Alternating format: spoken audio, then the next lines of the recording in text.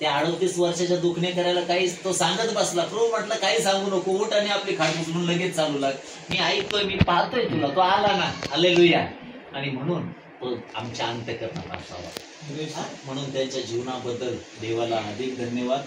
दुसरी महत्वाची गोष्ट, आज वाढदिवस आहे आणि अजून एक महत्वाची गोष्ट आहे, उपकार स्तुती आहे. आम्ही उपकार मानायला पाहिजे देवाच्या प्रत्येक कृतीचे. गरजेचं नाही का? प्रत्येक कृतीचे आम्ही उपकार मानायला पाहिजे. काही वेळेस गाडीवर कोणालाही मी घेतो आणि ते उतरत असताना म्हणतात थँक्यू सर. मी म्हणतो, मी देखील त्यांना रिप्लाय देतो थँक्यू दादा. ते म्हणतात तुम्ही कशाबद्दल? अरे सेवेची संधी दिली ना बाबा, त्याच्यामुळे एक देवाचं वचन पूर्ण करता आलं ना. मदत करण्यासाठी आपण जर मदत म्हणून झालो तर ते आपल्यासाठी देखील आनंददायक आहे. तो आश्चर्यचकित होतो, अरे हेच म्हणतायत काय, आभारी आहे. अरे जर गाडीवर बसल्याने तो धन्यवाद देतो तर त्या देवाने आम्हाला आईच्या उदरात निर्माण झाल्यापासून आतापर्यंत सांभाळलं, धन्यवाद द्यायला नाही का? नाही का? म्हणून प्रभूचे नेहमी धन्यवाद देणं गरजेचं. माझ्या प्रत्येक गोष्टीबद्दल मी प्रभूला धन्यवाद देतो. आणि देवाच्या इच्छेविना आपल्या जीवनात कुठलीच गोष्ट होऊ शकत नाही. आणि जेही आपल्याद्वारे ही सेवेत देव जे करतो ना, त्याच्यासाठी देखील त्याला धन्यवाद. यासाठी की प्रत्येक योजना देवाची आहे, आपण निमित्त मात्र आहोत. सर्व करता करविता सर्व गौरव त्याला. आणि म्हणून आमच्या जीवनामध्ये मंडळीमध्ये मी नेहमी बोलतो आणि मी कृती करणारा पालक आहे. माझ्या बोलण्यामध्ये मागच्या या संडेला मी सांगितलं, मी ना माझ्या पत्नीवर, माझ्या लेकरावर, ना स्वतःवर अधिक प्रेम करतो, मी यांच्यापेक्षा सर्वाधिक प्रेम ख्रिस्तावर करतो. हे फक्त बोलण्यासाठी नव्हे किंवा मंडळीला दाखवण्यासाठी नव्हे, कारण ख्रिस्त हृदय जाणतो, जो त्याच्यासाठी मरायला तयार असतो ना, त्याच्यासाठी जगातली कुठलीच गोष्ट त्याच्यापेक्षा मोठी नाही. हालेलुया. आणि म्हणून मत्तई वर्तमानामध्ये म्हटल्याप्रमाणे आमचं सर्वाधिक प्रेम कोणावर असायला पाहिजे? तो आपला देव परमेश्वर. याचवर संपूर्ण मनाने, संपूर्ण जीवाने, संपूर्ण शक्तीने, संपूर्ण बुद्धीने प्रीती कर, ही देवाची आज्ञा आहे. आणि जर त्याने वधस्तंभावर तुमच्या आणि माझ्यासाठी स्वतःला दिलं तर मला वाटतं रोमकारास पत्र 12:1 मध्ये प्रेषित पौलही म्हणतो, तुम्ही यज्ञ करून टाका. कशाचा? कशाचा? शरीराचा. आता बाळासाहेबांचं आमचं बोलणं झालं. अरे अपघात जरी झाला तर ते मोजितच नाहीत त्याला. अपघात होऊ दे नाही तर काही होऊ दे, मी काय हटणार नाही. बरोबर आहे ना? हे काय आहे बरं? हे देवावरचं प्रेम आहे. प्रभू माझी जखम मोठी नाही, तू माझ्यासाठी मोठा आहे. नरकामध्ये जाणारे लोक मला त्रास होतो त्याचा, यासाठी की ते स्वर्गात असावे. मग माझं शरीर काय हे महत्वाचं नाही, तू मला चालवत आहे हे महत्वाचं आहे. दुसरी आनंदाची गोष्ट, तिसरी ही पाळक साहेबांचा वाढदिवस.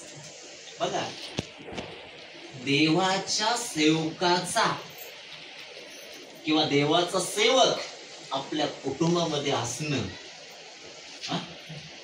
हे सर्वोच्च पाचरण आहे. मला जगातली कुठली गोष्ट अशी वाटत नाही ना, करोडो रुपये माझ्या पुढे टाकले ना, मनापासून सांगतो मोह संपला. मोह काय संपला? मोह काय झाला? आता काही वाटत नाही, कचरा आहे कचरा. परंतु त्याच्यापेक्षा आम्हाला अधिक प्रिय जर कोणी असेल ना, तो ख्रिस्त आहे. ख्रिस्त आहे. हालेलुया. मोशेने आखी राजगादी बाजूला टाकली आणि त्याने देवाच्या लोकांवर दुःख सहन केलं, कारण त्याची नजर क्षणिक प्रतिफळावर नव्हती तर सार्वकालिक प्रतिफळावर होती.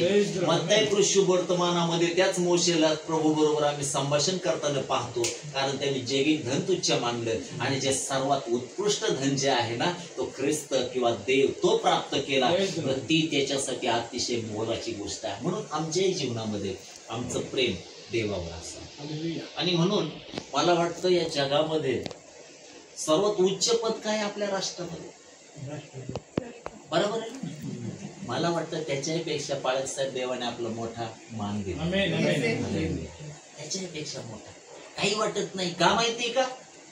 जेव्हा देवाचे सेवक म्हणतात ना निघ येशूच्या नावात, अरे काय आहे? ज्याच्या पाठीमागे लुसिफर उभा राहतो त्या दुरात्म्यांना निघून जावं लागतं. शब्द कोणाचा आहे? पाळकाचा आहे, परंतु अभिषेक आमच्या देवाचा आहे. हालेलुया. आणि अनेकांच्या डोळ्यातले अश्रू पुसायचं जर काम कोण करत असतील ना, ते पाळक आहे.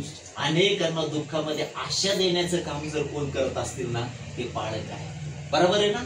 ऊन वारा थंडी पाऊस काही असू द्या, ते आपल्या जीवाची पर्वा करणार नाही, परिस्थितीची पर्वा करणार नाही, परंतु हरवलेल्या आत्म्यांना सांत्वन देण्यासाठी जाते. काळजी करू नको, त्या प्रभूने तुला अभिवचन दिलं, तो तुझ्या आज तू चिखलात आहेस, परंतु उद्या तोच प्रभू तुला खडकावर आणील आणि तुझे पावलं स्थिर करील. ही आशा लाखो रुपयापेक्षा मोठी आहे. आणि ज्यावेळेस ऊर्जा येते ना, ज्यावेळेस ऊर्जा येते ना, अरे आभाळ एवढ्या संकटांनाही तो विश्वासणारा घाबरत नाही, कारण जिवंत देवाचा सेवक त्याच्या बरोबर असतो. आणि त्या सेवका समेत कोण असतं तर तो जिवंत प्रभू असतो. बाळाचं जीवन अतिशय मोलाचं आहे.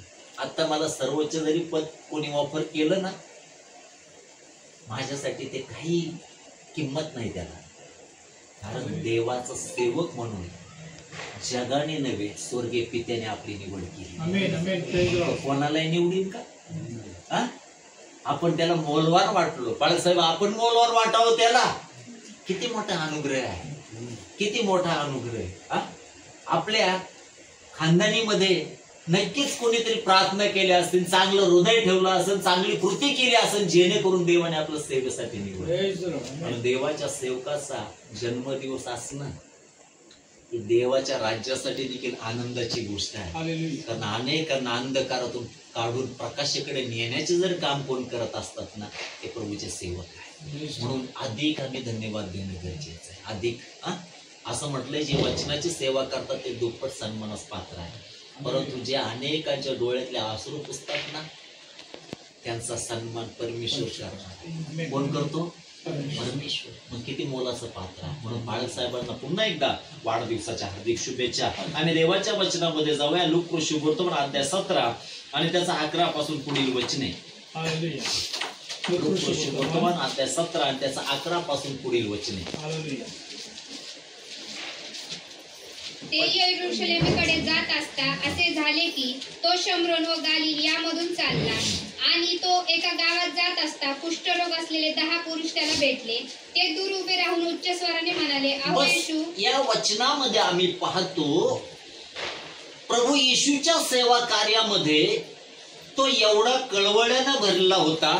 लोकांचे जीवन तारले जावे, त्यांना वचन कळावं, त्यांना आरोग्य मिळावं, त्यांनी सुटका प्राप्त करावी, त्यांनी सैतानी बंधनातून बंधमुक्त व्हावं, अशा अनेक गोष्टी प्रभूच्या मनात असायच्या. आणि देवाची इच्छा पूर्ण करण्यासाठी तो गावोगाव फिरायचा. बरोबर आहे ना? परंतु महत्वाची गोष्ट लक्षपूर्वक ऐका, जिथे येशू जायचा तिथं अद्भुत चमत्कार व्हायचा. जिथं येशू जायचा तिथं अद्भुत चमत्कार व्हायचा. आणि आता थोड्या वेळापूर्वी जी आराधना झाली ना, देवाच्या आत्म्याची महान उपस्थिती केली. किती मोलाची गोष्ट आहे. तो येतो ना, तो येतो ना, आणि जेव्हा येतो आणि ती जाणीव होते ना, आमची उपकार स्तुती सफल झाली. तो खुश झाला. प्रमाण देतो ना, तो प्रत्येक गोष्टीचं प्रमाण देतो. आणि ज्यावेळेस प्रमाण देतो त्यावेळेस जो आनंद आम्हाला होतो ना, बघा अनेक कुटुंबामध्ये मी सेवेसाठी जातो, परंतु ज्या घरामध्ये मी जातो ना, त्या घरामध्ये जे वातावरण असतं ना, अनेकदा प्रयत्न करून काही गोष्टी होत नाही, परंतु मला समक्षता जाणवते त्या देवाची. काय जाणवते? आणि ते टिकून जर कोणी ठेवत असतं ना, तर तुम्ही सर्वजण टिकून ठेवता. फक्त वर लावून नाही चालत. Jesus Christ is the head of our home. तो जेवणास गुप्त पाहुणा आहे. तो नाका काही आहे ना, बरोबर आहे? पाहुणा नाका काही आहे ना. एखादी खुर्ची मोकळी ठेवायची त्याला, त्यांनी काही नाही होत. बरोबर आहे ना? तो आल्याची काय व्हायला पाहिजे? जाणीव. म्हणून आमचं घर असो, लक्षपूर्वक आहे का, काय म्हटलं, आमचं घर असो, आमचं शरीर असो किंवा देवाचं मंदिर असो, आमचं शरीर असो किंवा देवाचं मंदिर असो, या तिन्ही ठिकाणामध्ये देवाची उपस्थिती टिकून ठेवायचं काम कोणाचं आहे माहितीये का? कोणाचं काम आहे? आमचं आहे. ज्यावेळेस पाप जीवनात येतं देव निघून जातो. देव काय होतो? निघून जातो. परंतु जिथं पवित्रदायिता आहे ना तिथं देवाची वस्ती. म्हणून आमच्याही घरामध्ये जर तो देव आहे ना तर नक्कीच आमच्यासाठी आशीर्वादाचं कारण आहे. आमच्या हृदयामध्ये तो देव आहे ना तर आमच्यासाठी नक्कीच आशीर्वादाचं कारण आहे. आमच्या मंदिरामध्ये देव आहे ना तर आशीर्वादाचं कारण आहे. अनेक ठिकाणी संदर्भ आले की देवाचं तेज ते ठिकाण सोडून निघून गेलं. का? कारण देवाला त्या गोष्टी आवडल्या नाही. म्हणून पाप करण्यासाठी कष्ट लागत नाही, देवाची उपस्थिती जीवनात घरात टिकून ठेवण्यासाठी कष्ट लागतात. म्हणून म्हटलंय देवाच्या राज्य मिळवण्यासाठी झटा. सहज होईल का? नाही. सहज होईल का? नाही. कष्ट करावं लागतात.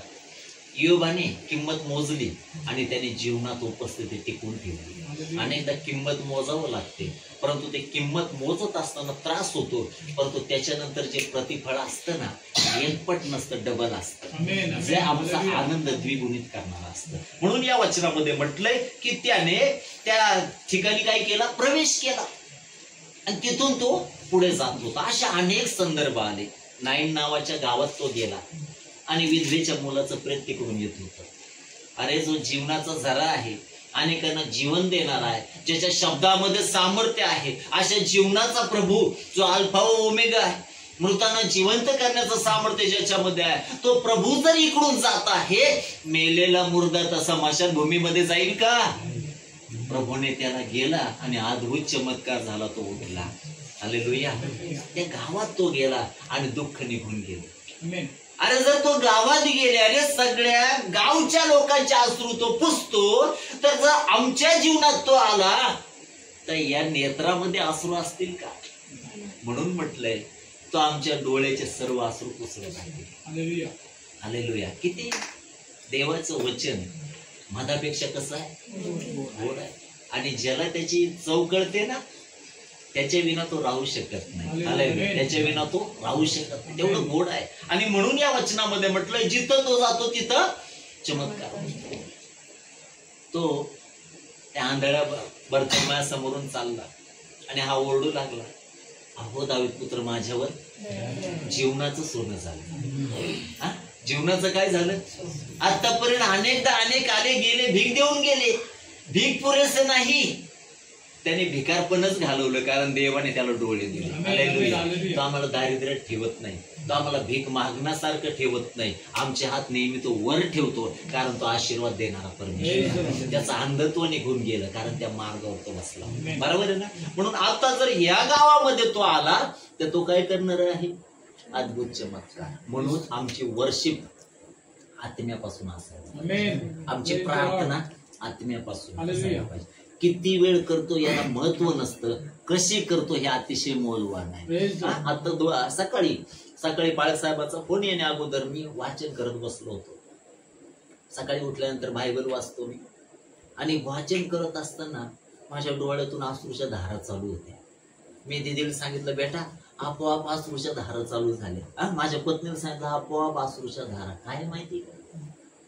देवाशी असणारी जवळीक, देवाशी असणारी जवळीक.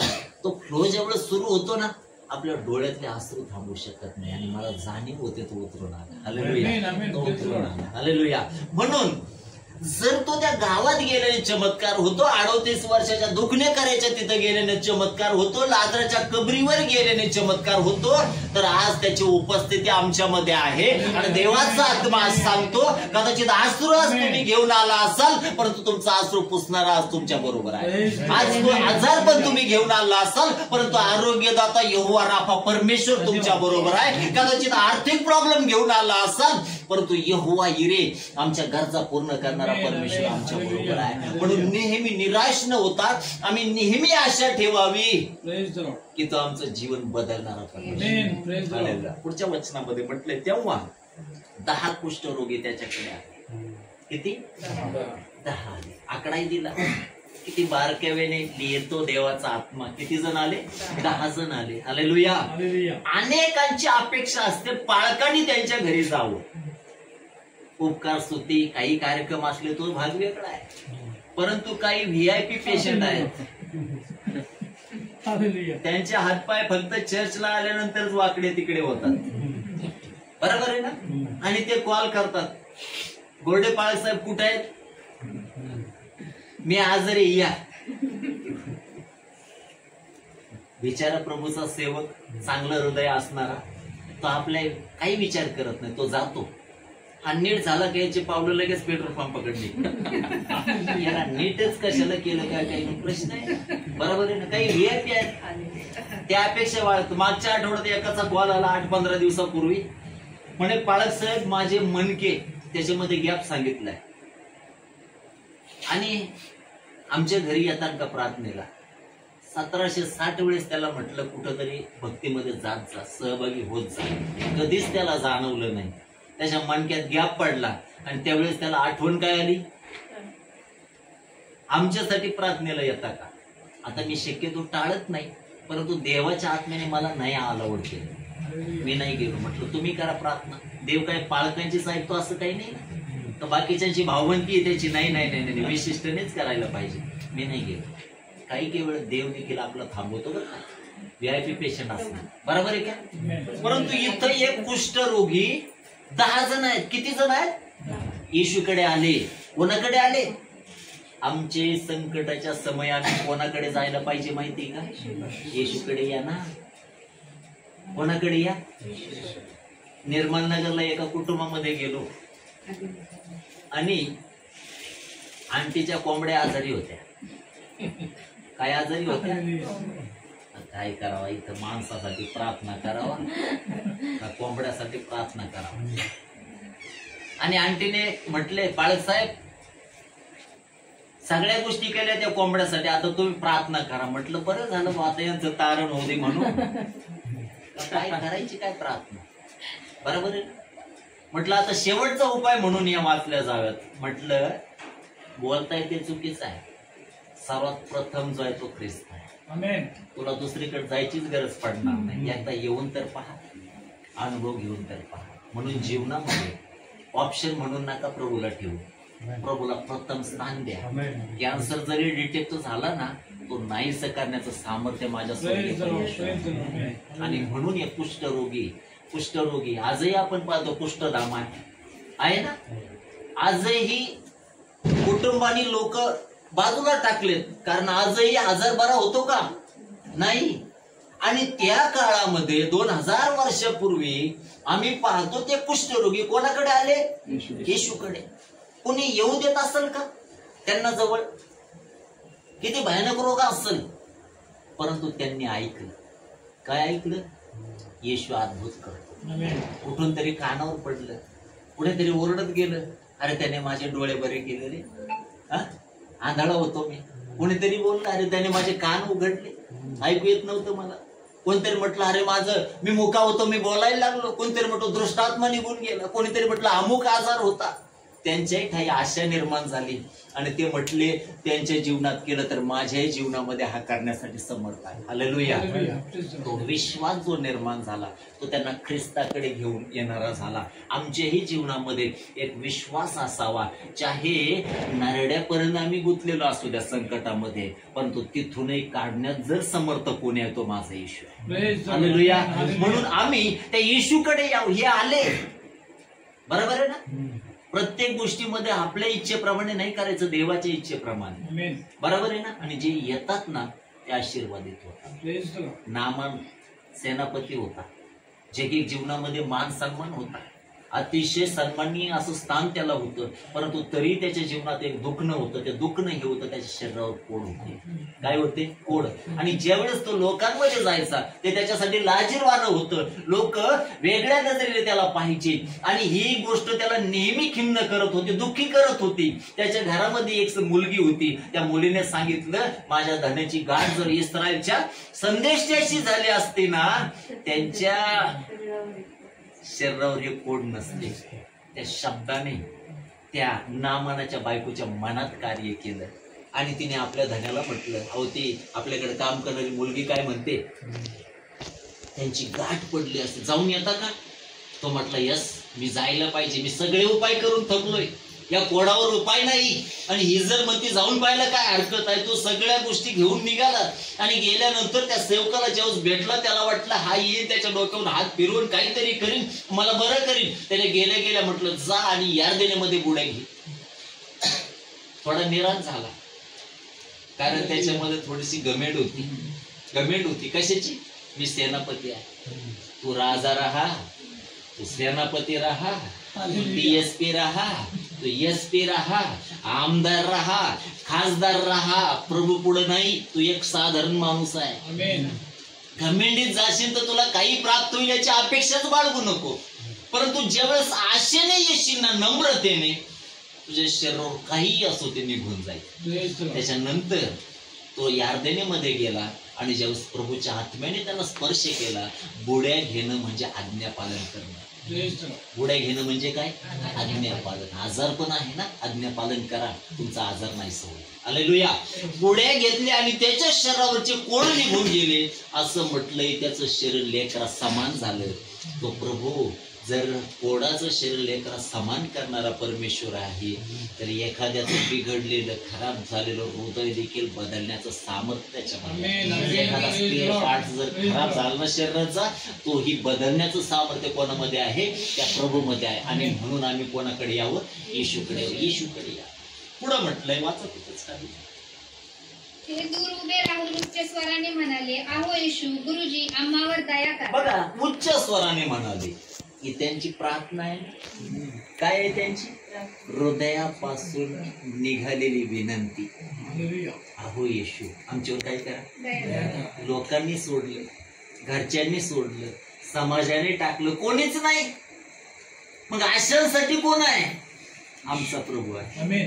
तो म्हणतो, तू पापी आहेस, मी तुझ्यावर प्रेम करतो. तू व्यभिचारी राहा, मी तुझ्यावर प्रेम करतो. मी तुझ्यासाठी सर्व काही करीन. बरोबर आहे ना? तो कोणालाच घालून देत नाही. इथं म्हटलंय, अहो येशू, आमच्यावर काय करा, दया करा. आमची प्रार्थना प्रभूच्या चरणाजवळ असावी, आमची ओरड प्रभूच्या चरणाजवळ असावी. नाही तर काही काही वेळेला पाळसाहेब, प्रार्थना तुम्हीच करा, आजारी गोळ्या तुम्हीच घ्या. अरे साईड इफेक्ट होते पाळकावर, कधीमध्ये गोळ्या तुम्ही घेत जा. बरोबर आहे ना? खूप महत्वाची गोष्ट. काही गोष्टी पाळकाला नाही करायला करतात, याच्याबद्दल देवाला धन्यवाद. शमूएलाला म्हटलं, शमूएल म्हणतो, तुमच्यासाठी प्रार्थना न करणं हा अपराध माझ्या हातून नको. एक हृदय असतं पाळकाला. बरोबर आहे ना? आणि आमच्या प्रार्थना साध्या सुद्धा नाही, तर मनापासून केलेल्या प्रार्थना अद्भुत कार्य करतात. मनापासून केलेल्या प्रार्थना अद्भुत कार्य करतात. एक दिवस माझ्या बरोबर गौंडी होता एक, आणि प्रभूच्या दयेने तो विश्वास करणारा. मीही काम करत होतो आणि तो थोडा निवांत होता. त्याच्यामुळे एक कॉल आला मला नाशिकवरून, आणि त्या कॉलमध्ये त्या ठिकाणी एका व्यक्तीने प्रार्थना विनंती सांगितली. आता तो माझ्या बरोबर राहिल्यामुळे त्याला प्रार्थना वगैरे सगळ्या गोष्टी माहिती आहे. मी म्हटलं, कर प्रार्थना. काय म्हटलं? कर प्रार्थना. त्यांनी नकार नाही दिला, त्याने जशी येते तशी प्रार्थना केली, परंतु मनापासून होती. मनापासून ती प्रार्थना झाली. 3-4 दिवसांनी पुन्हा रिटर्न कॉल आला. त्यावेळेसही तो माझ्या बरोबर होता, आणि त्यावेळेस त्यांनी सांगितलं, तुम्ही प्रार्थना केली बाळक साहेब, आणि मला आरोग्य मिळालं. व्यर्थ जाणारे ते शब्द नाही. तो प्रभू, त्याचे कान आमच्याकडे लागलेले आहे. हालेलुया. आणि नीतिमानांची प्रार्थना कार्य करण्यास फार प्रबळ असते. बाकीच्या गोष्टी महत्वाच्या नाही, कशी प्रार्थना केली हे महत्वाचं आहे. जर त्यांची प्रार्थना देव ऐकतो, तर यांच्या हृदयापासून निघालेली ओरड तो टाळील का? फक्त वरवर इथून बाळासाहेब प्रार्थना करता का? हा, बस. तुम्ही महिन्याचा पगारच मोजताय त्यांना. हालेलुया. काय काम आहे त्यांना? मोकरच आहे ते, इकडे तिकडे हिंडत राहतात, काम नाही धाम नाही, घरचे म्हणते येडेच आहेत, इकडे तिकडे याचं ओझं त्याचं ओझं, काय नाही ते करतील ते. परंतु आपणही कधी करायला नको का? आपण नको का? मी मंडळीला शिकवतो, कुबड्यावर नाही चालायचं, स्वतः चालायचं. आमेन. पाळकाचा कदाचित फोन बंद असेल, परंतु माझा स्वर्गीय बाप 24/7 चालूच आहे. हालेलुया. त्याच्याकडे आरोळी मार. बरोबर आहे ना? महत्वाची गोष्ट, यांची ओरड केली त्यांनी. आणि काय म्हटलं तिथं? त्यांनी ओरड केली. त्याने त्यास पाहून म्हटले, तुम्ही जाऊन आपणास आहो येशू आम्हावर दया करा. आहो येशू आमच्यावर दया करा. किती नम्रता आहे बरं, किती नम्रता आहे. बरोबर आहे ना? नम्रतेने जायला पाहिजे. आणि प्रभू ऐक, मला आरोग्य दे. भांडतो का काय त्याच्याशी? त्यालाही समजायला पाहिजे कोणत्या भावाने आला, थोडं नम्रतेने. बरोबर आहे ना? पाळक साहेब माझ्यासाठी प्रार्थना करा. तर तुझे गुडघे काय फुटलेत का? टेकव ना, तुला टेकव ना थोडेसे. एकदा एका परिवारामध्ये मी गेलो आणि देवाच्या कृपेने दृष्ट आत्म्यास त्रास त्यांना होत होता. आम्ही प्रार्थना केली, निघून गेला. दुरात्मा काय झाला? निघून गेला.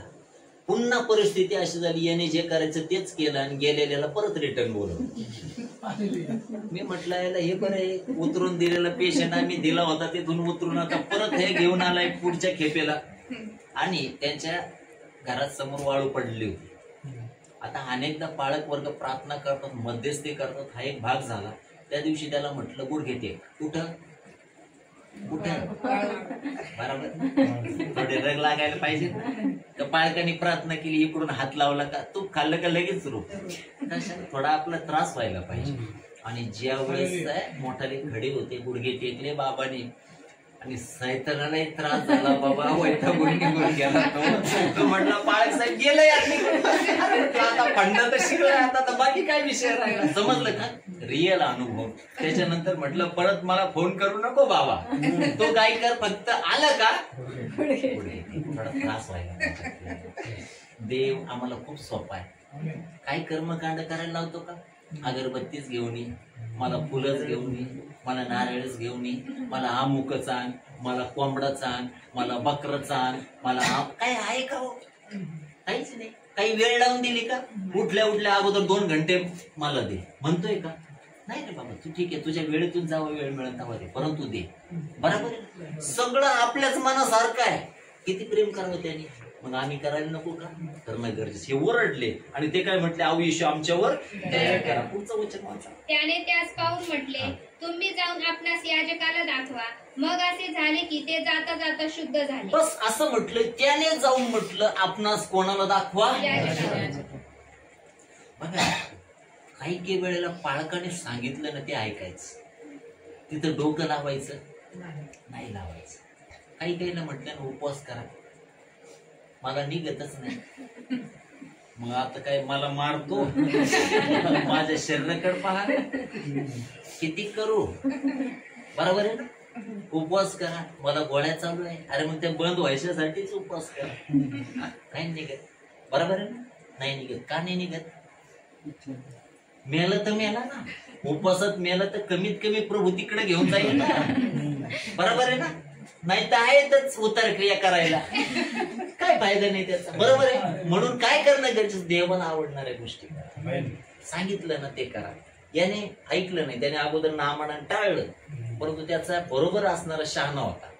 तो म्हटला काय अवघड सांगितलं तुला, काय वाघिणीचं दूध आणलं, जा ना तिथं. गेला आणि त्याला मिळाला. बरोबर आहे? अजून एका आंधळ्याला प्रभू जमिनीवर थोकला, त्याने चिखल केला, डोळ्याला लावला आणि काय म्हटलं? शिलो नावाच्या त्याने लगेच तक्रार केली, प्रभू अरे ती रक्तस्रावी स्त्री आली, तिने स्पर्श केला, जागीच बरी झाली ना, मला कशाला बोंबलत लावतो तिकडं तळ्यावर, इथंच बरं कर ना. आहे का कुरकुर? गेला ना गपचीप, गपचीप गेला. नंतर तळ्यावर धुतले. तो म्हणतो मला झाड कशी दिसते, थोडं थोडं क्लिअर होतं तो विजन. ऑपरेशन प्रभूने केलंय, लगेच कोणाला पाहिजे ते म्हणत झाडं दिसत आहे, नंतर माणसं दिसायला लागली. बरोबर आहे? काही गोष्टीला वेळ लागतो, काही गोष्टीला काय लागतो, परंतु जे अभिवचन त्याने दिलंय ना ते अपूर्ण कधीच राहणार, ते अपूर्ण कधीच राहणार. फक्त आम्ही वाट पाहणार असाय. म्हणून या वचनामध्ये म्हटलंय देवाचं वचन आम्हाला या ठिकाणी सांगतं की येशू म्हटलं जाऊन कोणाला दाखवा, याजकांना दाखवा. मग यांनी कुरकुर केली का? यांनी त्याला काही प्रतिप्रश्न केलाय का? त्यांनी फक्त एवढं डोक्यात ठेवलं, याने जे सांगितलं ते करा. बरोबर आहे. योहान 2 मध्ये ते म्हटलं रांजण पाण्याने भरा. काय यार, द्राक्षरसाने भरले होते, पाण्याने भरा सांगतो. काही काय आता काय पाणी पाहिजे तू, आम्ही काही येडे आहेत का काय? सगळं झाल्यानंतर प्रभूने भोजन कारभाऱ्याकडे दिले. पा बरं कसं झालंय, काही मीठ पीठ काही टाकायचं का त्याच्यात? तो म्हटला अरे उत्तम केलाय तू. कशाचा केला? अरे मग सांगितलं तर कर ना. बरोबर आहे ना. प्रभूने सांगितल्यावर कारणच नका सांगू, काही त्याला शिकवूच नका. 5 भाकरी आणि मासे. तो म्हटला हा इकडं. तो म्हटला प्रभू 2-3 दिवस झाले त्याच्या बरोबर आहे, आता काय तू खातो ना म्हणून उपाशी ठेवतो. हा इकडं म्हटलाय. काही म्हटले का ते तर दे. त्याने अद्भुत कार्य केलं आणि 5,000 जेवून तृप्त झाले आणि 12 टोपल्या उरल्या. पेत्रला म्हटलं जा समुद्रावर जा, गळ टाक, माशाच्या तोंडातून तुला 2 रुपयाचं नाणं निघेल. पेत्र म्हटलं प्रभूचे मास जाऊ दे, 2 रुपयाचं निघेल, मी जाळच घेऊन जातो, गळबेळ नको. ते एक वेळेस तू भरपूर देशील. ऐकलं ना त्याने, जे सांगितलं तेच करा, बाकी लावूच नका ना. तो म्हणतो हे कशाला घासतो मेंदू, कशाला त्याचं वजन कमी करतो, मानसिक त्रास कशाला घेतो. तू सांगितलं संडे चर्चला जा, जा विश्वास ठेव, सांगितलं ठेव. पाळक म्हटलं अरे तू याच्या आजारातून उठशील, डॉक्टर जरी म्हटलं ना मरशील, तरी पाळक जर म्हटलं त्याचा शब्द तो खरा करणारा परमेश्वर तो उठलच, कारण शब्द परमेश्वर. बरोबर आहे ना. महत्वाचं नाही का? म्हणून इथं या वचनामध्ये म्हटलंय याचकांना दाखव. पुढं वचनामध्ये म्हटलंय जाता जाता सगळेच बरे झाले. जाता जाता काय झाले?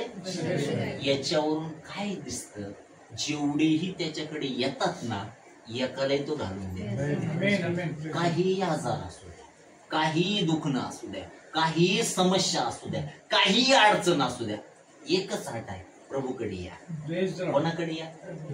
मागील काही दिवसामध्ये काल पाळक साहेबांना आम्ही एका सेवकाला भेटण्यासाठी जाणार होतो. काही दिवसापूर्वी देवाच्या आत्म्याने त्या कुटुंबाबद्दल माझ्या मनात टाकले आणि ज्यावेळेस त्या कुटुंबामध्ये आम्ही गेलो आणि त्यावेळेस त्या सेवकाची परिस्थिती अशी होती की त्याच्या अंगून वारं गेलेलं होतं, त्याला थोडं व्यवस्थित चालता येत नव्हतं, मनाने एकदम खचलेला तो होता. ज्यावेळेस मी गेलो, देवाचं वचन ऊर्जामध्ये त्याला सांगितलं, त्याच्या हाताला हात देऊन मी प्रार्थना केली आणि त्यावेळेस त्याला म्हटलं होतं एक वाक्य की प्रभू येणाऱ्या दिवसात तुम्हाला फक्त चालवणार नाही, तुम्हाला आमच्या बरोबर पळवीन. आणि देवाने ते शब्द ऐकले. आता ज्यावेळेस मी त्या व्यक्तीकडे जातो त्यावेळेस तो व्यक्ती जो घरात चालू शकत नव्हता तो आपल्या रोडने संपूर्ण रोडने फिरतो. या आठवड्यामध्ये तो न्यायालयाच्या पायऱ्या चढून गेला. माझ्यासाठी ऊर्जा देणारी गोष्ट आहे. त्यांच्या दृष्टीने नगण्य असेल, अनेकांना वाटत असं हा उठण का नाही, परंतु आम्ही आमच्यामध्येही काय ठेवलं याची पडताळणी करायला पाहिजे. मग केव्हा या गोष्टी घडतात, जेव्हा अभिषेक आमच्या जीवनामध्ये असतो. म्हणून इथं आमचं मोठेपण नाही, आमच्या देवाचं गौरव आहे. तो मृतांना सजीव करणारा देव आहे. भलेही लाजर मरू द्या, 4 दिवस होऊ द्या, त्याने काही फरक पडत नाही. कारण तो ज्यावेळेस जातो आणि हाक मारतो ना लाजरा बाहेर ये, मेलेल्याचे बंधन तुटतात आणि तो बाहेर येतो. यातून आम्हाला शिकण्यासारखं हे आहे. कसलीही संकट असू द्या, कसलीही समस्या असू द्या, तो आम्हाला त्यातून बाहेर काढण्यासाठी समर्थ आहे. पुढच्या वचनामध्ये जर आम्ही पाहिलं तर देवाचं वचन आम्हाला सांगतं सगळे काय झाले, बरे झाले. त्यातील एक जण आपण बरे झाले आहोत असे पाहून मोठ्याने देवाचा महिमा वर्णित परत आला. महत्वाची गोष्ट, त्यातील एक जण आपण बरे झालो आहोत हे पाहून मोठ्याने काय करीत, देवाचा महिमा वर्णित परत आला. याने उपकार स्तुती केली बर का.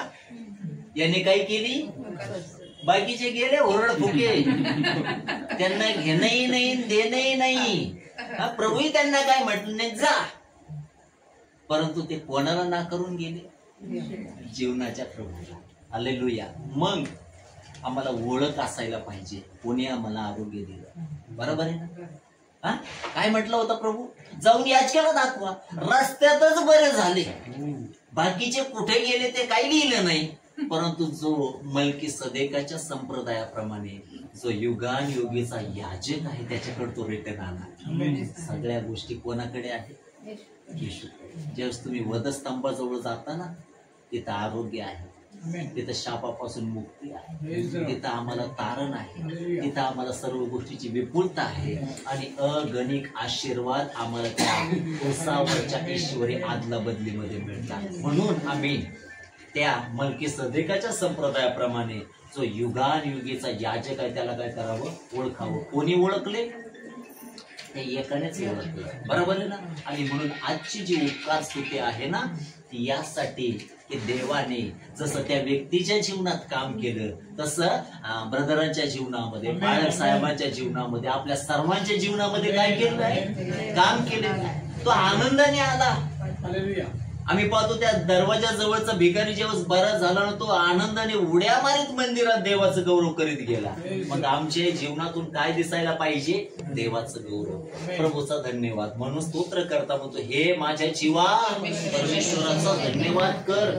माझ्या जीवनामध्ये जर येशू नसताना 2003लाच माझी कबर तयार झाली होती, फक्त टाकायचंच राहिलं होतं. प्रभू म्हटलं, तुला कबरेत नाही जायचं, तुला माझ्यासाठी जगायचं आहे. मग माझं जीवन जरी त्याचं गौरव करण्यासाठी गेलं, त्याचं स्तुतिस्तवन करण्यासाठी गेलं, काही विशेष करतो का आपण?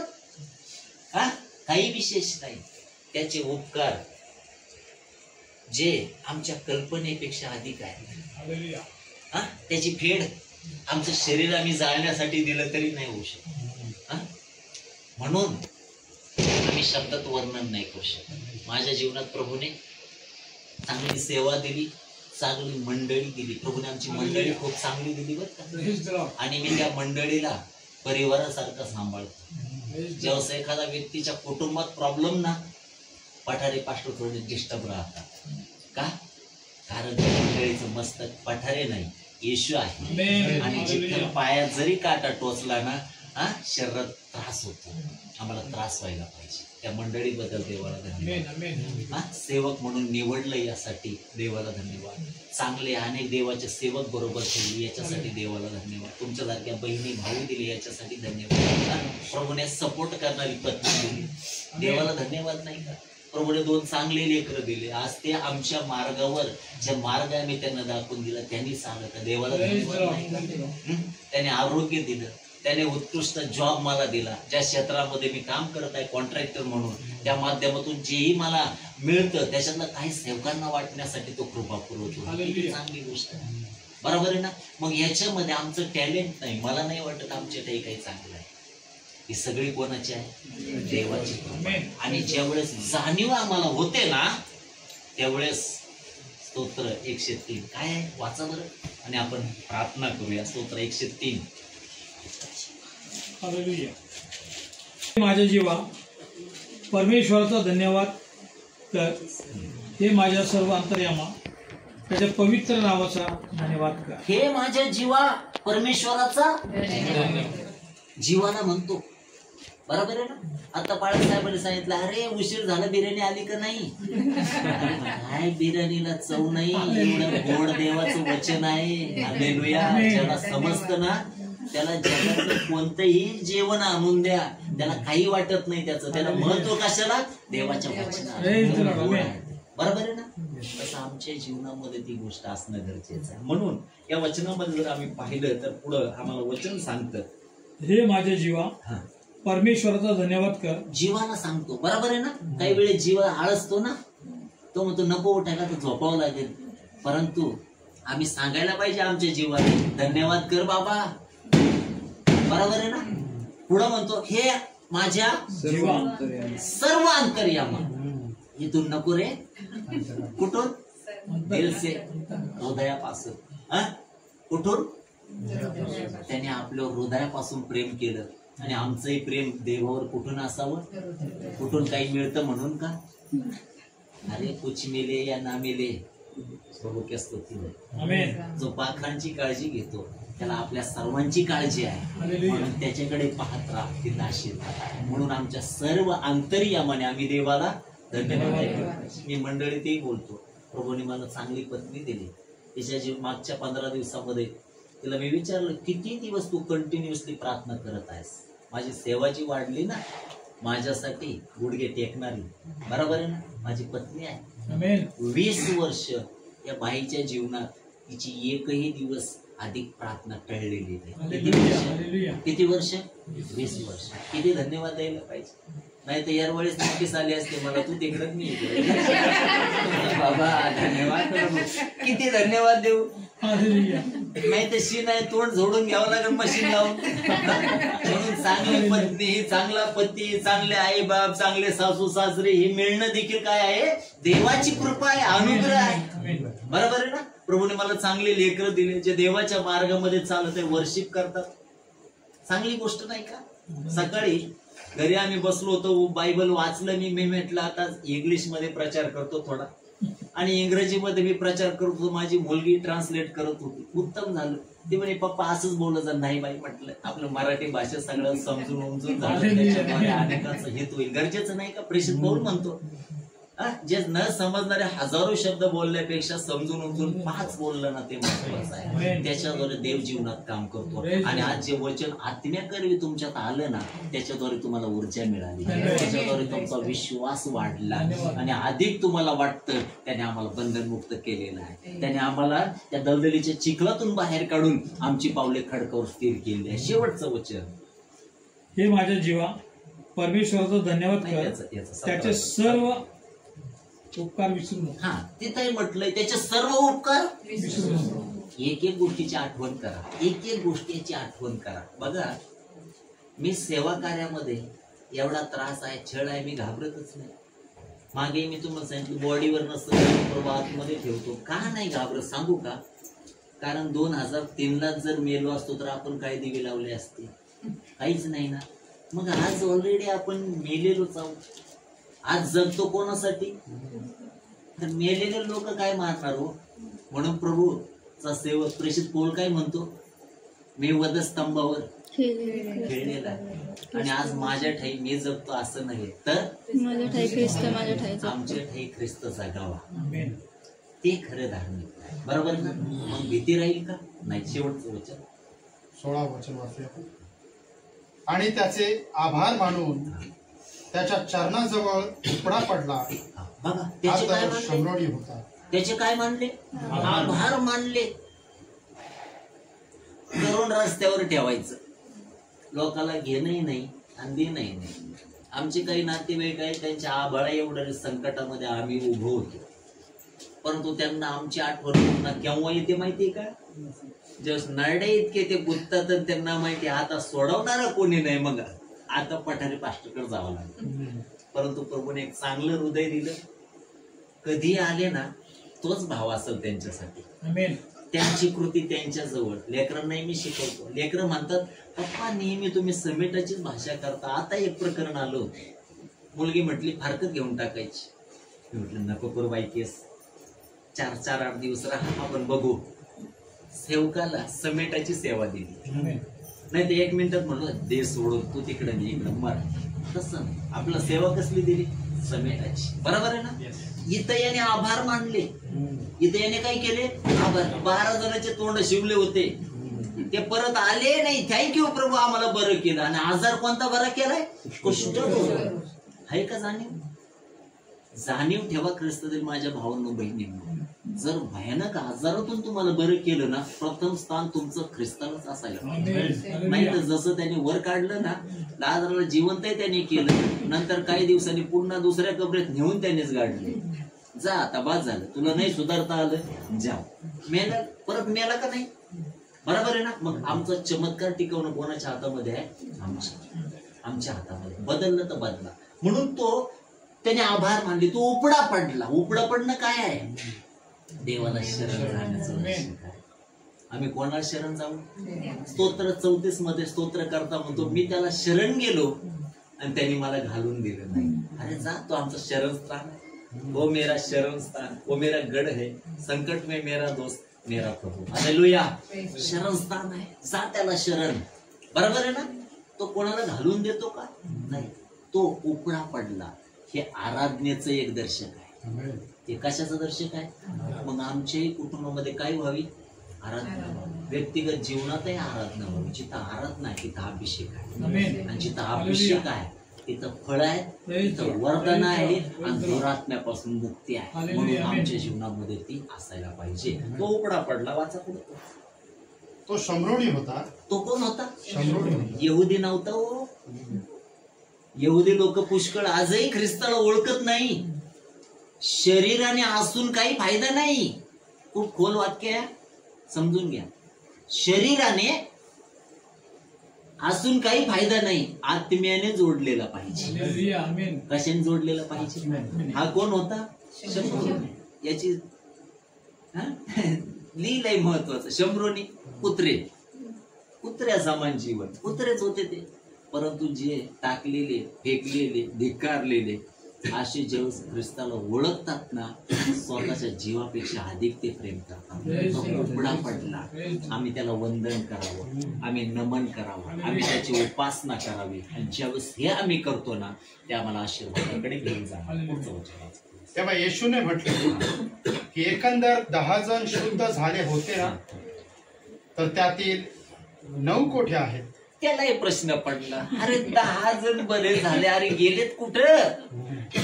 बरोबर आहे? म्हणजे प्रभू अपेक्षित होता त्यांनी यावं. प्रभूची काय होती? अपेक्षित होता त्याने यावं. आज इथं जे 10 आहेत ना, 10 पेक्षा अधिक आहोत, परंतु कुठल्या ना कुठल्या दुःखातून त्याने आम्हाला आरोग्य दिले, कुठल्या ना कुठल्या संकटातून त्याने आम्हाला बाहेर काढले, आणि तो अनुभव दिलेला आहे. मग आमची गणती त्या बाकीच्या 9 मध्ये आहे की त्या एकामध्ये आहे, याचा आम्ही विचार करावा.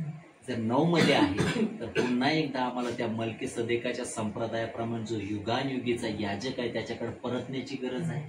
बरोबर आहे ना? आणि जर तुम्ही त्या एकामध्ये आहात तर अधिक आनंदाची गोष्ट आहे. शेवटचं वचन वाचा.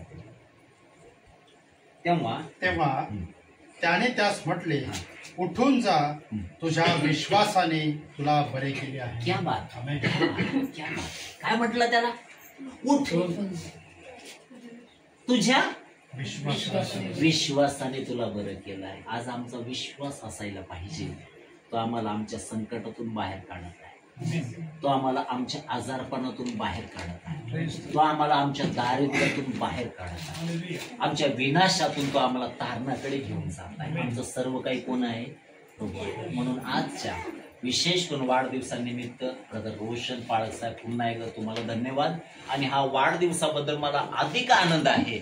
निमित्त काही असू द्या, त्यामध्ये देवाचं गौरव करणं हे विशिष्ट आहे. काही लोकांच्या वाढदिवसामध्ये नाममात्र प्रार्थना असते, आणि पाळकाला अगोदर चिठ्ठी येते किंवा फोन येतो लगेच. बरोबर आहे ना पाळक साहेब? हो हो, आम्हाला माहित आहे, काय अडचण नाही. हो, एकदा तर लग्नात म्हटले, काही जण म्हटले, पाळक साहेब 5 मिनिटात आवडा. म्हटलं एवढं कशाला वेळ बाबा? तुलाही नाही मलाही नाही, 2च मिनिटात आहे. आणि ते माळ घाल गळ्यात, प्रभू हे जोडी ब्लेस कर आणि निघा.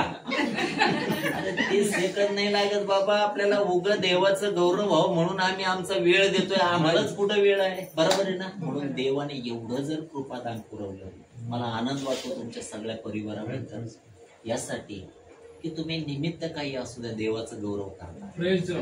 खूप महत्वाची गोष्ट आहे. आणि नेहमी याच प्रीतीत राहा. एकमेकाच्या छोट्या मोठ्या गोष्टीकडे दुर्लक्ष करा. जिथं क्षमाशीलता आहे ना तिथं ख्रिस्त आहे. जिथं क्षमा मागणं आहे ना तिथं ख्रिस्त आहे. जिथं क्षमा करणं आहे ना तिथं ख्रिस्त आहे. मग त्याची उपस्थिती आमच्या प्रत्येकाच्या कुटुंबात असते. काही वेळेला अनेक लोकांनी मला त्रास दिला, परंतु प्रभू माझ्या हृदयात राहतो, माझ्या कृतीतही आहे. मी त्यांच्या बरोबर नेहमी सॉफ्ट कॉर्नर ठेवला. टिट फॉर टॅट हे कधीच वापरलं नाही. देवाने मला ब्लेस केलं, देवाने मला ब्लेस केलं. पुन्हा जेवढे ऐकतात ना एकमेकाबद्दल द्वेष, मनामध्ये घृणा, काही वाईट गोष्टी, मागे काही बोललेलं, आज पलटलं ना पुन्हा उचकायचं नाही. नव्याने सुरुवात, जे ख्रिस्ता बरोबर आहे ते आम्हाला आशीर्वादाकडे घेऊन जाणार. 100 डोळे बंद करूया आणि प्रत्येक गोष्टीबद्दल धन्यवाद देऊया. यासाठी की आम्ही जिवंत आहोत त्याबद्दल देवाला धन्यवाद. थँक्यू.